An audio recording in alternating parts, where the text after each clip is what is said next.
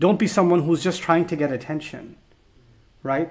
And trying to be loud, like I gave you the example of, the louder kids in the school that try to get attention and they're the most obnoxious and that's their way of feeling cool. They're the ones that talk over the teacher or, make wisecracks and things like that. And even though they get in trouble, they get a high off of the fact that other people laughed at them or other people kind of enjoyed it, and that's their high. That's their sense of value.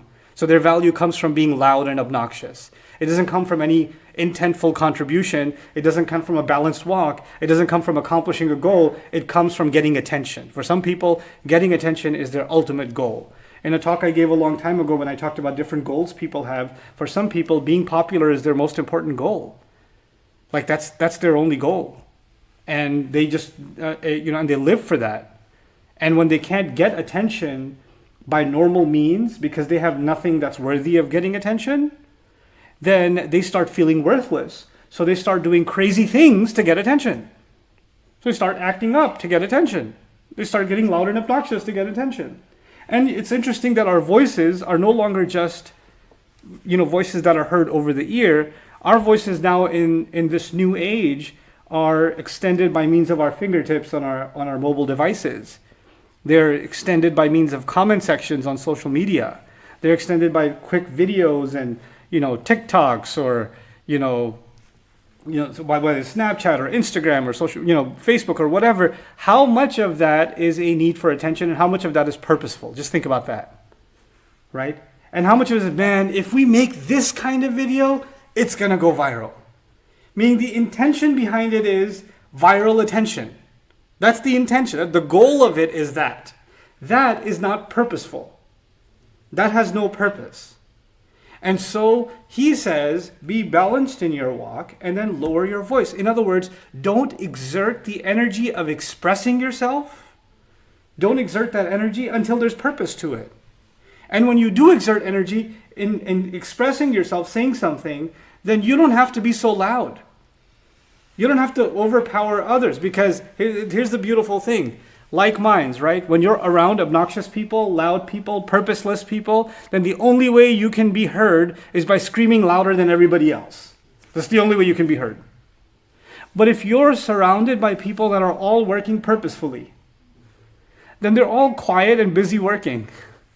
You didn't have to raise your voice. You can speak in a normal tone, and because what you're saying is purposeful, other people that are purposeful can just hear what you have to say without being drawn by other theatrics. You see? So the idea here, it's one thing leading to the other. Put yourself in an environment where you don't have to raise your voice. Okay, so create an environment for yourself, surround yourself with people around whom you don't have to raise your voice to get that kind of attention. وَغْضُضْ مِنْ صَوْتِكَ. But غض الصوت is also about controlling temper, because when else do people raise their voices? Is when they get upset, is when they're getting attention, and when they are angry. And this is also an ayah implicitly, of course, telling a young man, because at the age of youth, when you become a teenager, when you become a late teen, when you become more and more, you come into your puberty, you discover your own independence as a young adult, then you start acting very angry. You get upset very easily.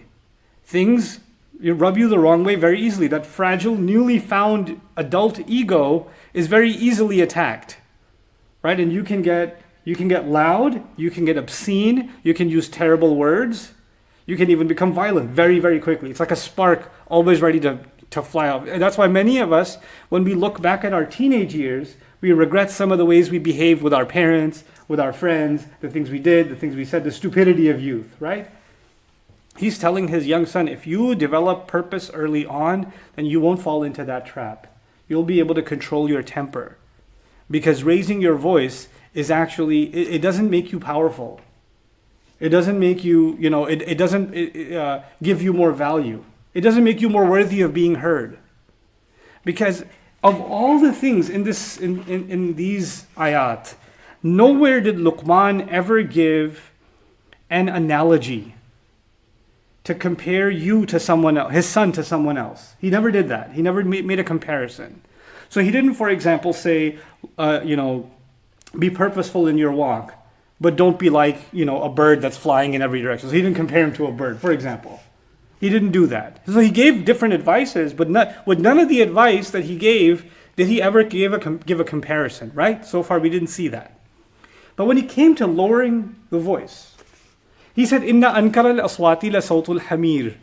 He said, the ugliest, the most alien of sounds, the sound that you don't want to hear and you wish remained hidden, is the sound of donkeys.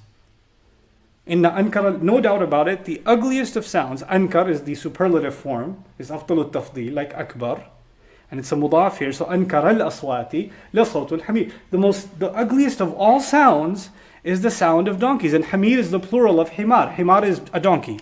Al-hamir is plural.